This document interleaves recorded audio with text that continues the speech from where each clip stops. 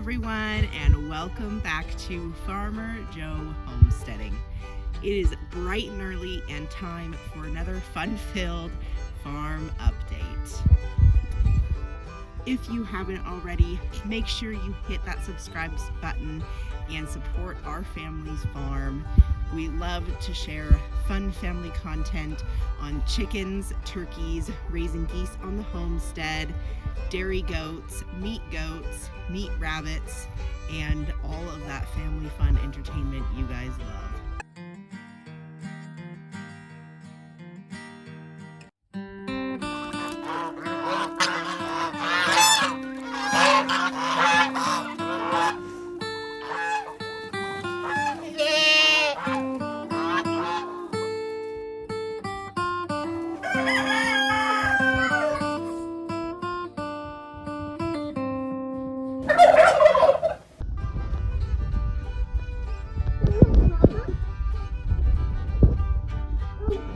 Alright guys, today is officially day 21 since we had some bleeding on Big Mama, and we have zero signs of heat, like nothing, and Buddy hasn't been perfuming himself by perfuming Billy's pee on their beards and rub it around their body so that they smell really good and for all the pheromones and whatnot, and he hasn't done any of that. And usually when the girls are coming into a heat, he smells and there's pee stains all over his body.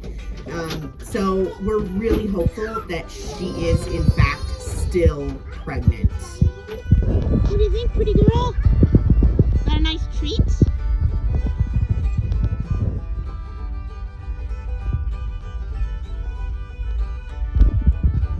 Well guys, the girls are doing excellent. Big Mama here did not come back into heat. She is doing really well, and she's starting to me to look like she's a little bit filled out. Just in her back end there, you can see that indent where the hip bones joints are is a lot less prominent than it used to be. She's definitely filling out a little bit more in that area of the belly, which is what they do when they're pregnant. You can see on Star too, she's got that filled out belly. And Luna has it a bit as well. So with this, Big Mama's due date is August 15th. Luna's due date is August either 18th or 19th. And Star, we have no idea. We still don't know. If she bred at the neighbors, then she would technically be due no later than 2 weeks. If she doesn't kid in the next 2 weeks, we know that she bred to Buddy. And if she bred to Buddy, it would have to be July, because we brought Buddy home on February 13th. So it would have to be in and around that date.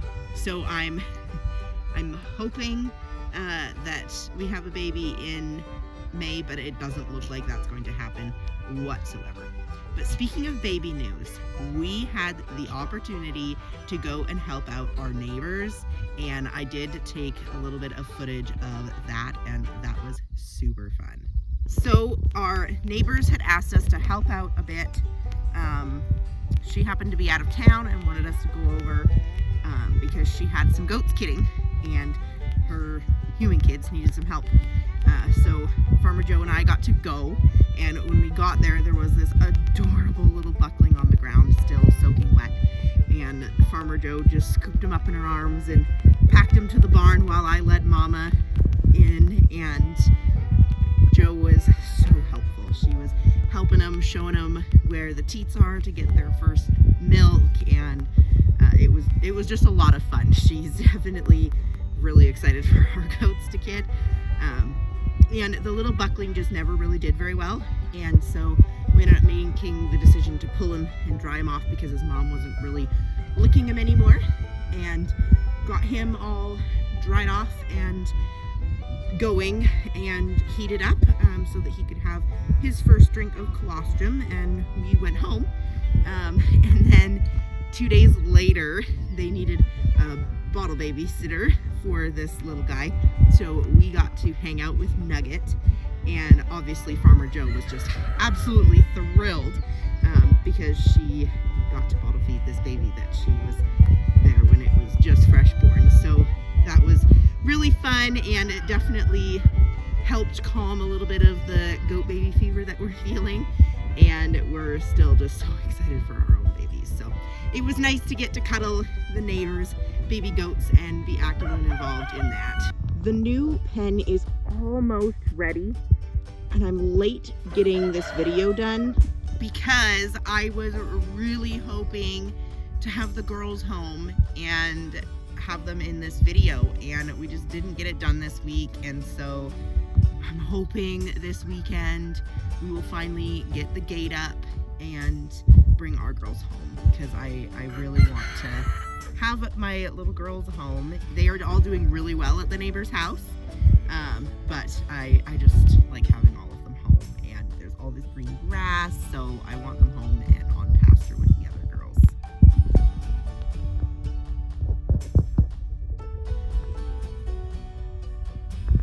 Hey, that was my finger.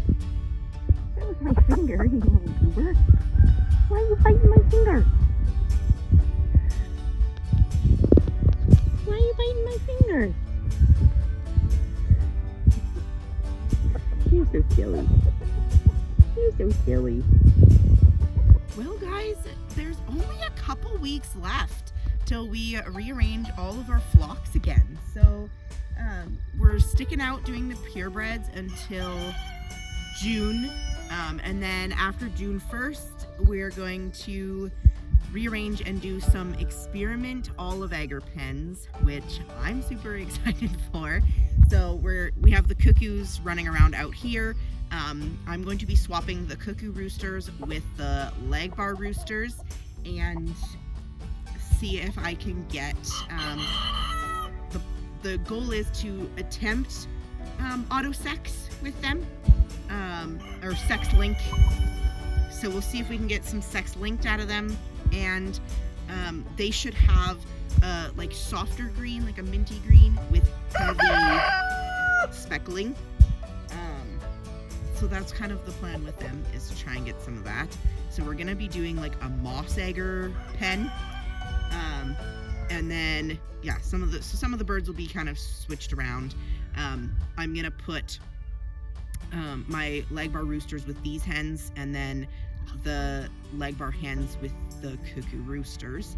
And then I have a couple of my black copper Moran's hens that lay really cool eggs with lots of speckling.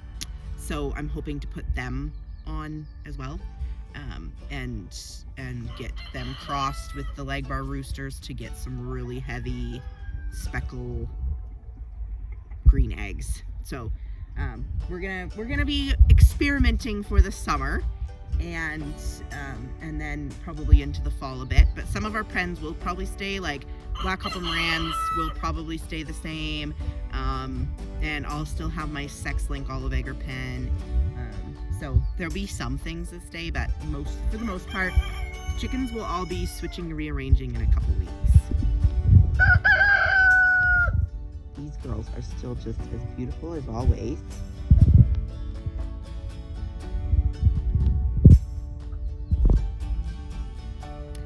These two have been doing that for almost 24 hours. All night long, they have been pacing that, making that grumpy noise at each other, and they did it all day yesterday in the scorching sun. Come on! They're waiting! No, wrong way! I had to put the camera down, but He's back in. Alright, so turkeys, as you can see, we have a hen squatting there on the other side of the fence. So we had to go down to one tom. The girls were all really cut up. So some of the girls are still out. I think there's 2 girls out here. And then the rest have gone back in. But I had to go down to one tom so that they stop hurting each other, because the toms were fighting and knocking each other off when they are mating, and it's tearing the girls up. So one tom, this is the one tom that I chose that has the better barring on his wing. So kept him in because he's got the best barring, and yeah, got some of the girls in recovery here, and she'll be able to go back in with him in another day or two. She's already healed up really, really well. I just wanted to make sure that the tissues had a chance to get a little bit tougher so they weren't quite so vulnerable, because she does have some pretty fresh new skin over those open wounds. And we actually have turkey poults hatching today from our flock, and they are in an incubator at my sister-in-law's house because I didn't have room for them. So they are all over there. So we should have a turkey hatch happening pretty much weekly now. So she's got these ones hatching now this weekend. Next weekend I have all of those really fancy expensive eggs that I ordered and shipped up, and they all still look amazing, so they hatch next week. And then we have some more of ours hatching kind of continually from there on out. So they're all doing really good.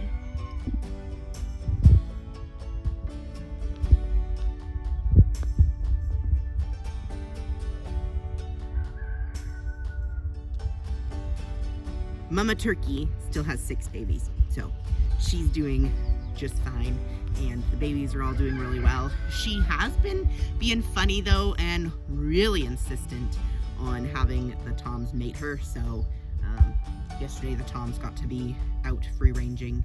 It was that coop's day, and one of them did breed her, and then she went right back to being a mom. So I'm hoping that doesn't mean that she's going to start laying eggs in a week or two and abandon the clutch she has, because I'd like her to finish raising them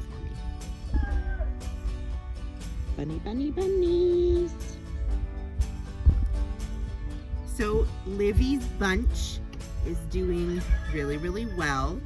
They are now officially over the 6-week mark. So some of them have already gone on to new homes. We sold 2 does the other day to go as pets at 6 weeks. And then we have one sold that's waiting to be picked up in a couple weeks.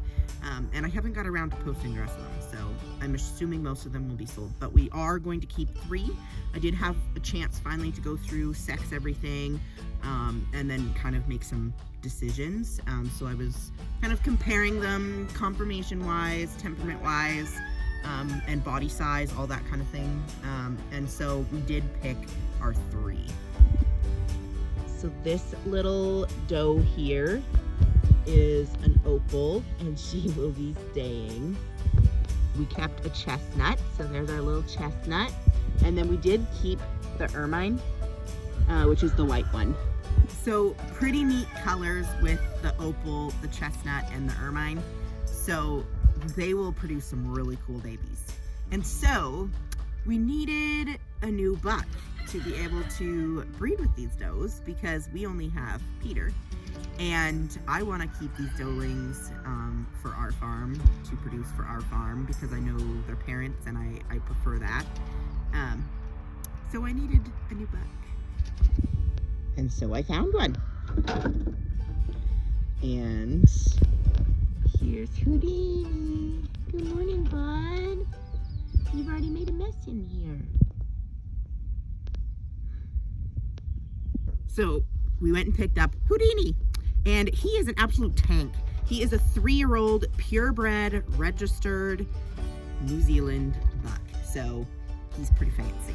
He's getting a little bit up there in age, and so I am tempted to keep a buckling or 2 off of him for a while, just because if he doesn't end up being able to do his job with these little girls, I want to make sure that we have a buckling. So we actually bred Twilight, and she finally, for the first time, was actually submissive and interested. So we bred her to Houdini, and I rebred Livy. So Livy actually was rebred by Peter, I rebred her at 6 weeks because then she has 2 weeks left with these, and then we wean them, and then she'll have 2 weeks kit free until she has this next batch. So that's done. So her and Twilight were bred on the same day, so we should expect litters from them in the same time frame, which is nice because if Twilight has a small litter and Livy has 10 again, then we can kind of switch around with some babies. So anyway, really excited to see what we're going to get. So Houdini is actually, he appears blue, but I believe they call it a self blue, something like that. So he actually carries 2 copies of a steel gene. So the majority of his babies will actually just be steels. And so we'll get some pretty interesting colors off of him, which is why the breeder didn't want him anymore and why I did want him. So he appears right up to standards for the rabbit breed, but his offspring are always steel. So his genetic code is just a little bit different, which works out for me that loves the color.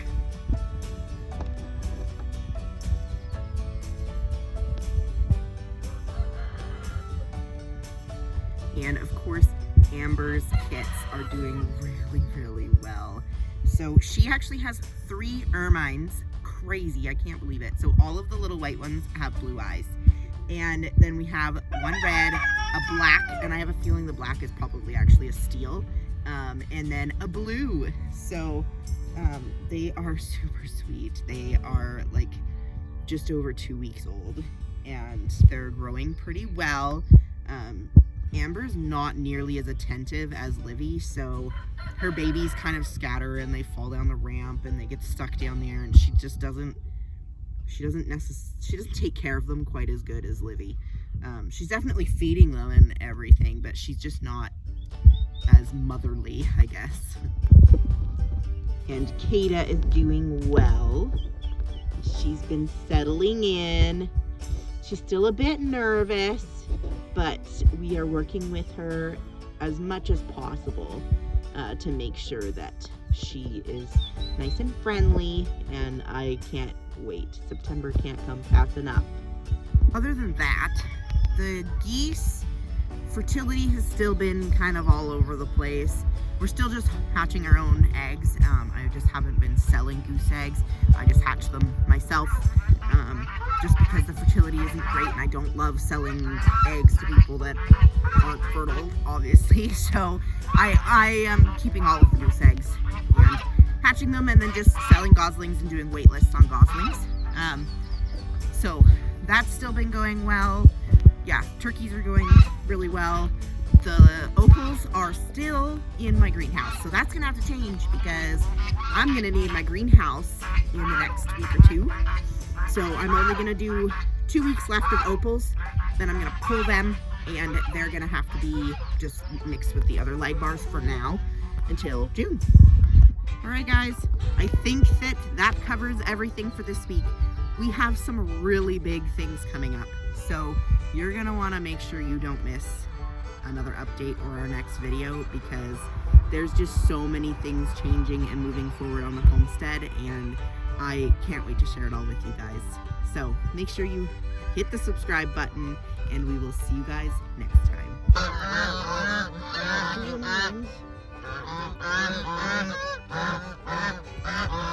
Hey, no! You can be here, but don't pick on me. Why are you here?